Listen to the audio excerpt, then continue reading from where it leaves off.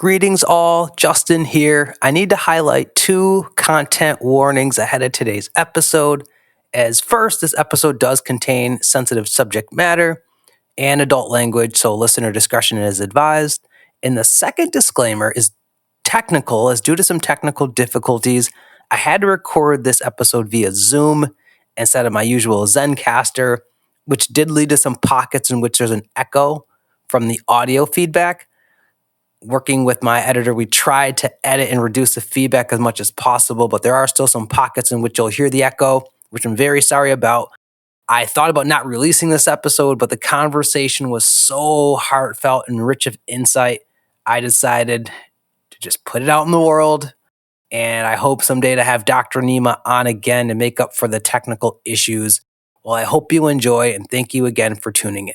And where does it all go wrong? Well, childhood attachment traumas, not feeling seen and understood, abuse of all kinds that we've all carried like rocks in our backpack. Nobody really teaches us how to remove the rocks from the nervous system. So now my offer to the world is an upstream issue where I help people, because I had to do this for myself, reconnect the main attachment trauma that we all suffer from through childhood, which is an attachment trauma from ourselves.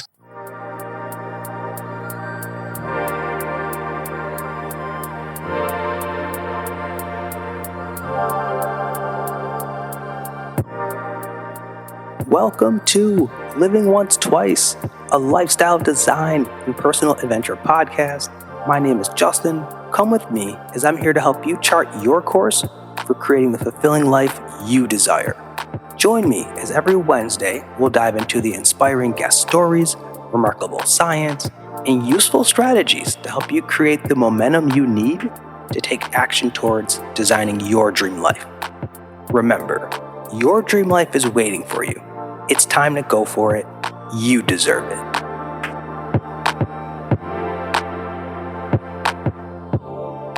Welcome to Living Once Twice. Thank you all for tuning in to today's episode. I am very excited to bring on today's guest, Mr. Dr. Nima Rahmany, who is an interpersonal trauma specialist and also helps break cycles of codependency so that we all can become self-healers. Dr. Nima, welcome to the show. How are you? Good to be here, Justin. I've been looking forward to this conversation. I'm just so excited to have you here. Before we dive into your inspiring work and the great insight that you have to share with our guests about how we all can become self-healers, I got to give everyone context. I learned about your work through the Lavender podcast with Eileen Yu. Also heard you on Melissa Lorena's podcast. And I'm just so excited and grateful for you because I am very thrilled and excited to continue to learn how we all can become self-healers and a part of our own healing process as we all overcome different forms of trauma that have just been a part of our upbringing, and it has such a profound impact on us. And I love, and why I have so much gratitude to your work too, is that in this arena, you help us all understand no matter what our background is, no matter what our circumstances are, we all are not broken and can become our own heroes. So Just grateful, like I said, for our chat today. Awesome. It's good to be here. Yes, it's true. We're here to heal, to take responsibility for that. And many of us usually put that responsibility and hope on somebody else. And 20 years as a chiropractor, now in the last several years, kind of guiding people to healing themselves, becoming self-healers, self-regulation, co-regulation. We can't do it alone, but no one can do the work for us. So those are all facts. And that's I kind of want to start there, about. Dr. Nima. I want to start there because you were just starting to highlight your background being a chiropractic doctor. I think it would be great if you could share with just some of our listeners who may not be familiar with your journey. Can you talk about your journey from going and being a chiropractic doctor to what you're doing now? Yeah. When I was 13 years old, I had my first chiropractic adjustment. I got up off the table. I had headaches and hip pain going on. And it was amazing how I was always curious when I went to the doctor. I was always interested in helping other people heal. But it was very little healing that I really got out of going to a general practitioner, going to doctors. I'd never had any experiences with family doctors that were anything transcendent.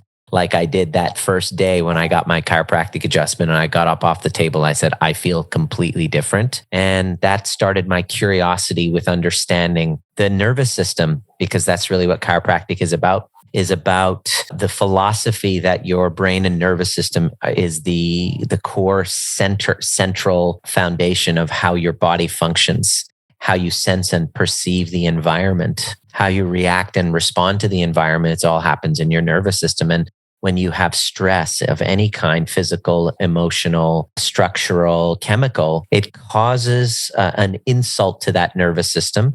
And oftentimes the reaction in your body is a spine that starts to twist or get stuck out of a healthy alignment. And that has an impact on the whole system as a whole. So I love that philosophy. I love the concept where that was explained to me. It was why I felt so much different, is that simply by the application of his hands, he could release pressure on my nervous system that brought me more to a state of wholeness within myself. And so that began my search in that journey of being a chiropractor. And it wasn't until 10 years into being a chiropractor, after I finished school, 10 years of being a chiropractor, I actually started realizing that the thing that patients were coming to see me for, it's amazing to be able to see such transformation in people within a few weeks, just releasing the pressure off of their nervous systems. Mm-hmm. But there were certain people that wouldn't get well, certain people with chronic problems that I knew that there was an emotional underlying root cause,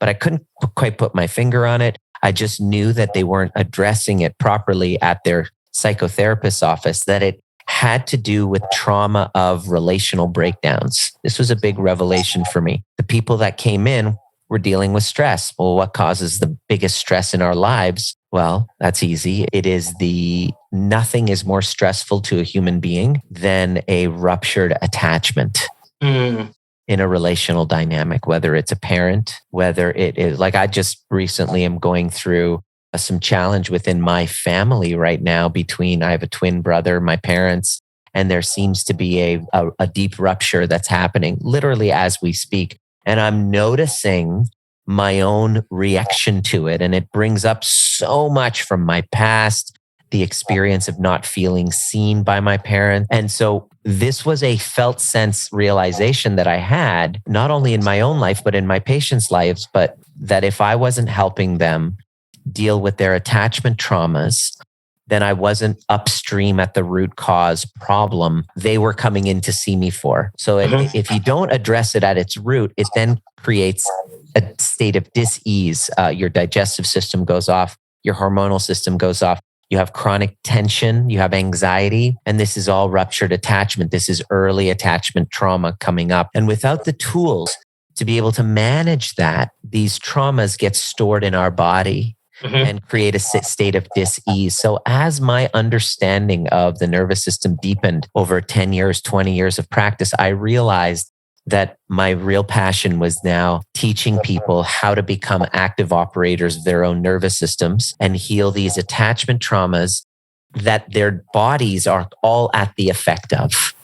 Then health becomes a skill that nobody ever taught us, and how to take responsibility for our own emotional regulation. And where does it all go wrong? Well, childhood attachment traumas, not feeling seen and understood, abuse of all kinds that we've all carried like rocks in our backpack. Nobody really teaches us how to remove the rocks from the nervous system. So now my offer to the world is an upstream issue where I help people, because I had to do this for myself, reconnect the main attachment trauma that we all suffer from through childhood, which is an attachment trauma from ourselves.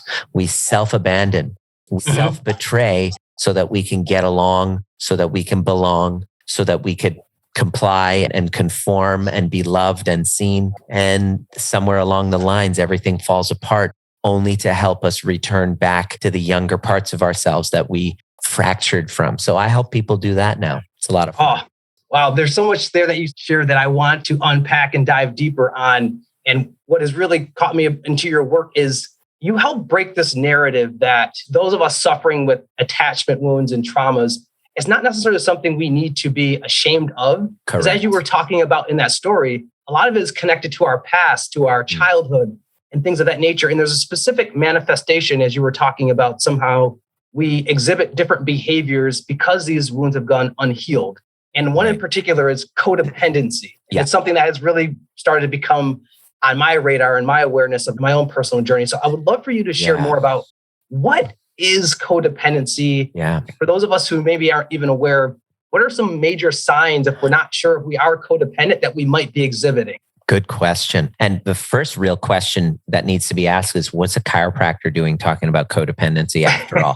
I go back there and I have to laugh. And the pathway is very, very clear now, I see. I couldn't before, but now here it is. When you are born into a system, into an ideology, whether it's a religious system, whether it's a parent who's freaking authoritarian, whether they're involved in some sort of a political ideology, religious ideology, or just this is the way it is. And if you don't like it, then you're going to, suffer. The experience of children are to be seen and not heard. The experience of spare the rod, spoil the child. The experience of shame being used to make you comply creates a dynamic within a child where we don't feel seen and loved for who we are.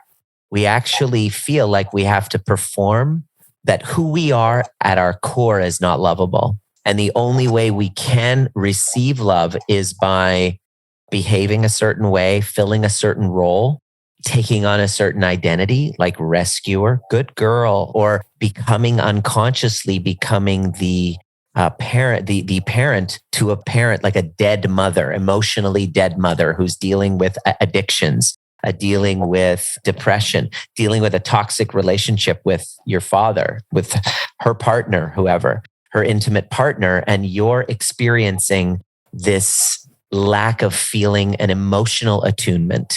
This is traumatic to a child. And the child does not interpret it as, oh man, my parents, that's their issue. They've got some severe emotional issues. It's got nothing to do with me.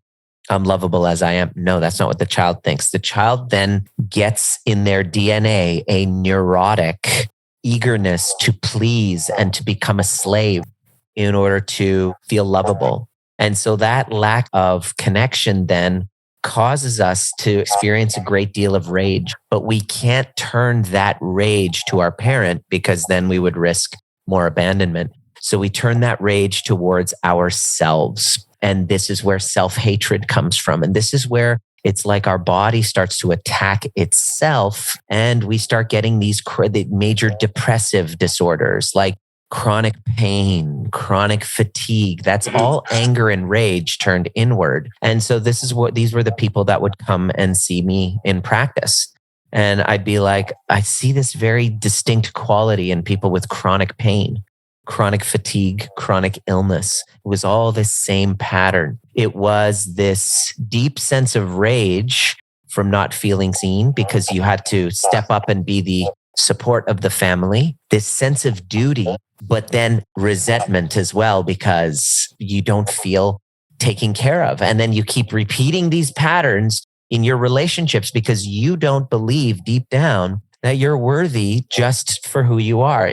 You got to rescue. You have to do something to be of service in order to feel worthy of receiving. And this is the foundation of codependency. And this is kind of like you start to date and marry and partner with people that bring you those exact same feelings because those feelings are love. That's all you know what love is. So this is a very intimate relationship between your attachment wounds and the story you've been unconsciously telling in your body throughout your life and your relationships.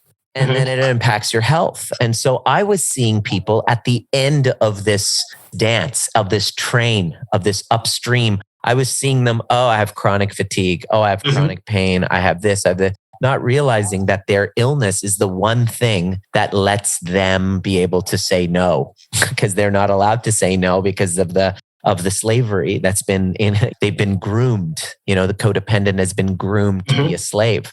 And I don't mean to use that word. Of course, I don't mean it in the same way, but in the same way, of course, in the African American, we can't compare that level. However, when you think of slavery, you might think of that, what the African Americans went through. It was a forced, coercive role that they were put into without their consent. Well, this is what happens to codependency. It's a force, not so much forced. It's a groomed role that you're taken on without your consent.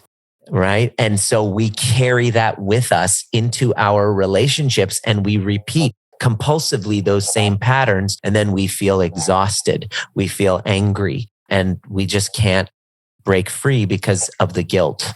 That's where codependency and health are all related to this unresolved attachment trauma. And the only way to break it is to actually go back in time and rescue the younger parts of ourselves. Oh, yes. And we're going to get into the inner child work, the healing work. But I want to dive deeper into how you were sharing somehow that those behaviors that can manifest itself of like people pleasing or we might repeat patterns of finding partners to fill that void of that parent figure in our life where we didn't have the most secure attachment. I guess like what more would you say about that for once again, people who are like, because for me, it wasn't on my radar that I had a fearful, avoided attachment style until it was brought into my own consciousness of like, oh, wow, I did have some unpredictability going on in my relationship with my dad. Yeah.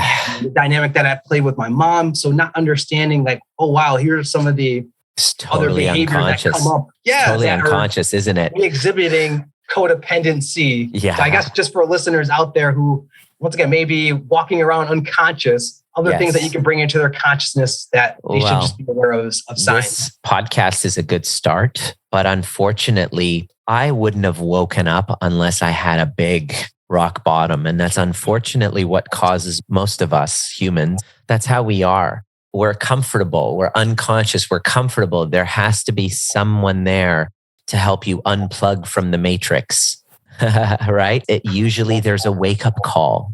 There's a knock at the door in the form of a diagnosis, a infidelity. Infidelity is a huge wake-up call for many people. When things start to become abusive and toxic within a relationship, I had to wait for violence to happen for me to wake up and go, whoa, what's been going on? And then I had to go down this rabbit hole and see how I was.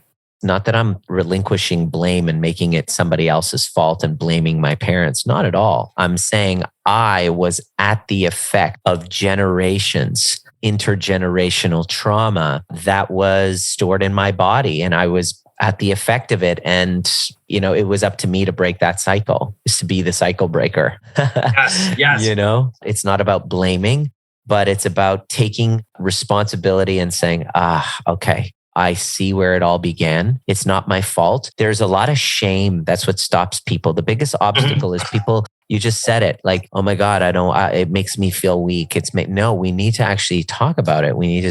We're facing a mental health crisis right now. And now we're just starting to feel a little more comfortable talking about mental health, but we can't talk about mental health without talking about our attachment traumas. That's where mental health turns to shit when a child does not feel seen. That's essentially how it works. And so I'm breaking the cycle because now I have a 15-month-old at the recording of this conversation.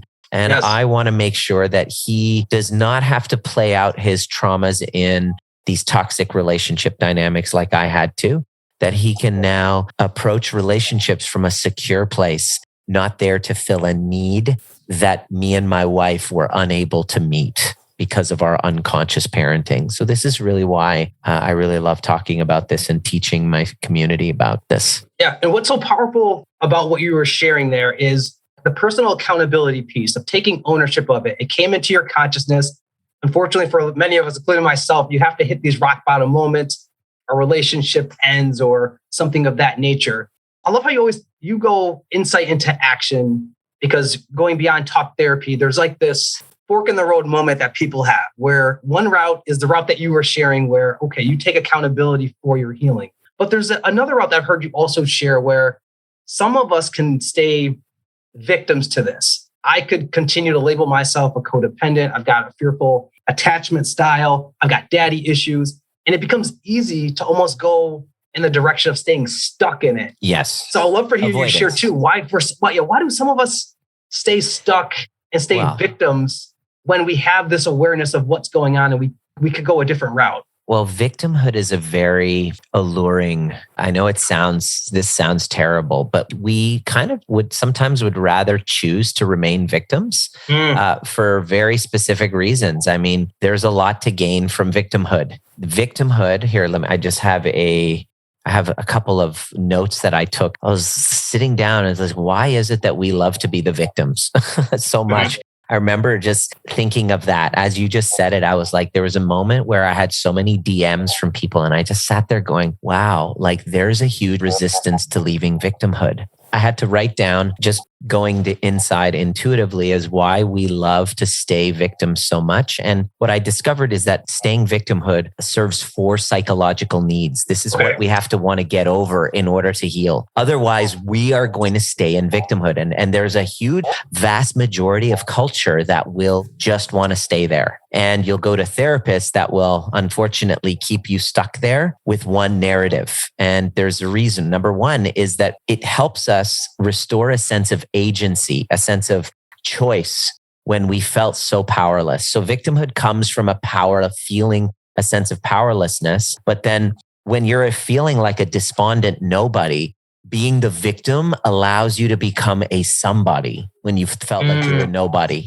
Okay. And so it gives you a sense of identity, especially if you have personality disorders like borderline personality disorder, which is a cluster B personality. Cluster B personalities really have narcissism at the foundation of it. Narcissists love to stay victim. The thought of any other story other than the story being them as the victim is inconceivable, right? Because that's a lot of times they get to stay as an identity. And the second reason why is because when you are so hurt by what's occurred with a relationship, when you feel your whole world has collapsed, victimhood helps make sense of your history and the world around you.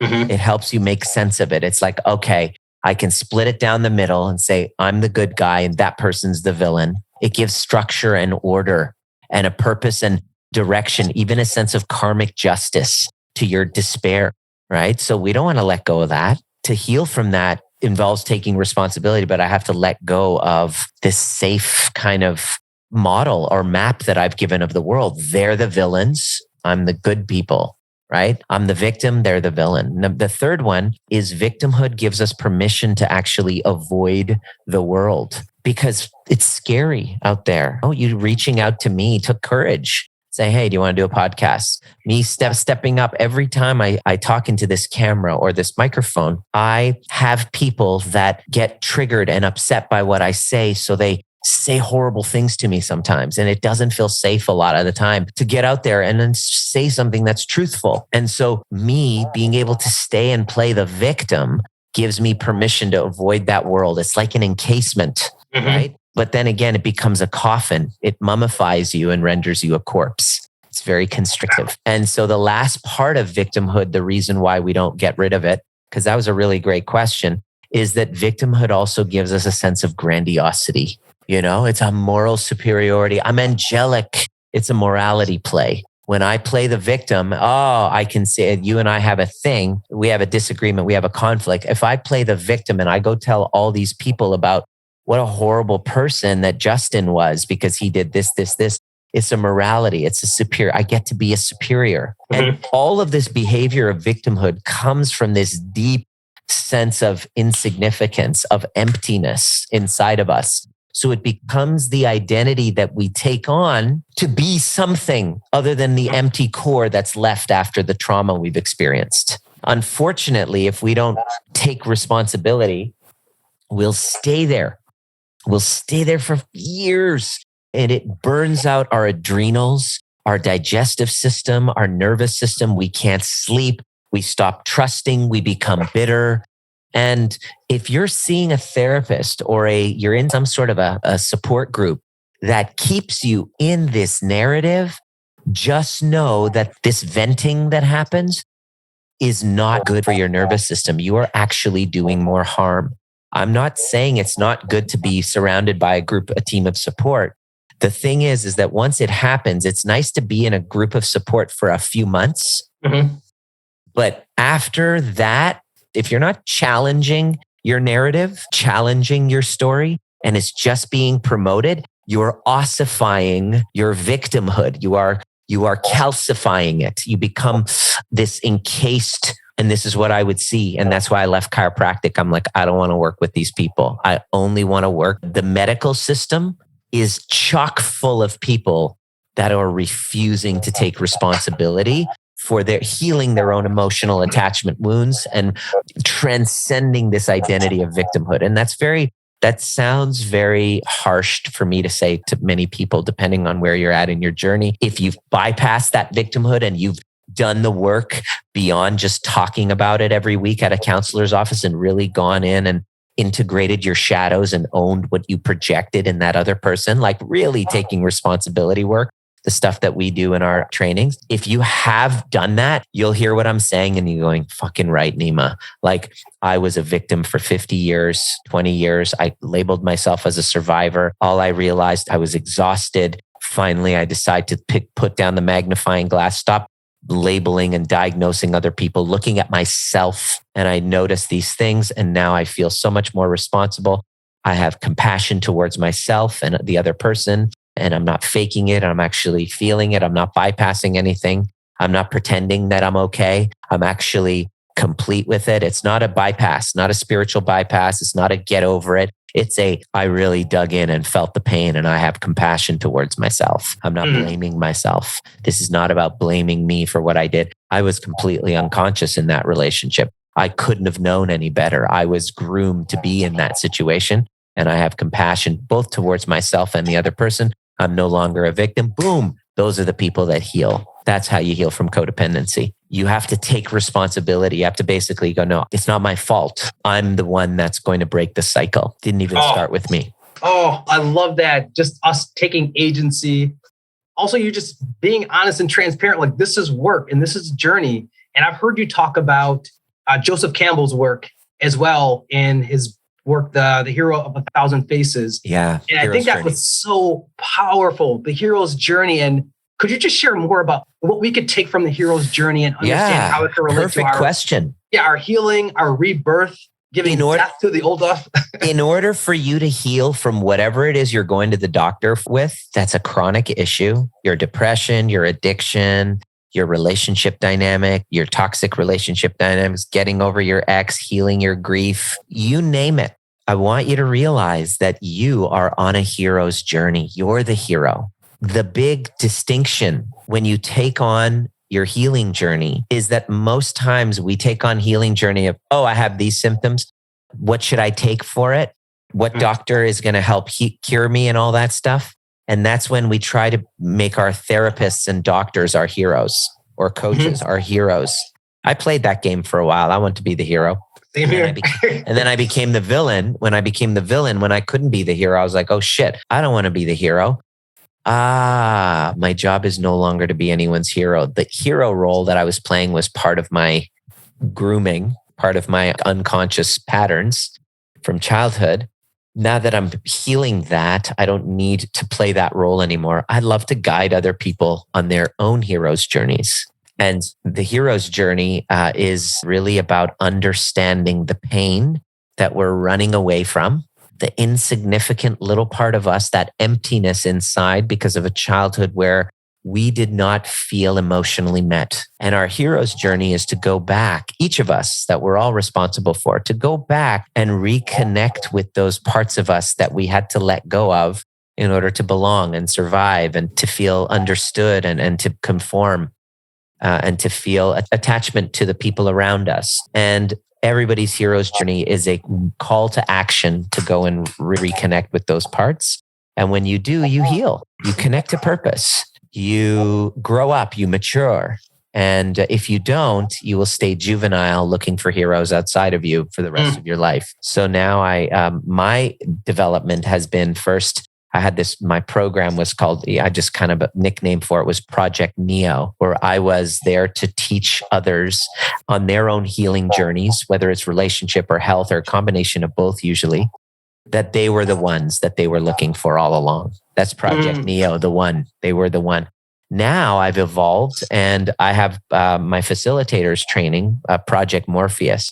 over the past few years, the clients that I've been working with who've healed from toxic relationship dynamics have gone from limbo to moving on in a conscious way, breaking codependency habits, lowering depression, healing their anxiety. These are the ways that these problems show up in their lives that they want help with. They had such shifts in their lives that a leader was emerged within them, and they all want to guide other people. So I'm now teaching a group of 12 souls from around the world how to guide other people back into their own hearts, their own healing, sharing their story, whether it is a teacher that wants to help children with anxiety because the school system doesn't help, or it is a realtor who's great at sales, but really wants to teach men how to connect with their hearts and get out of their heads and not use addictions to numb themselves and dissociate from their families. This becomes this hero's journey. What happens when you go on your hero's journey?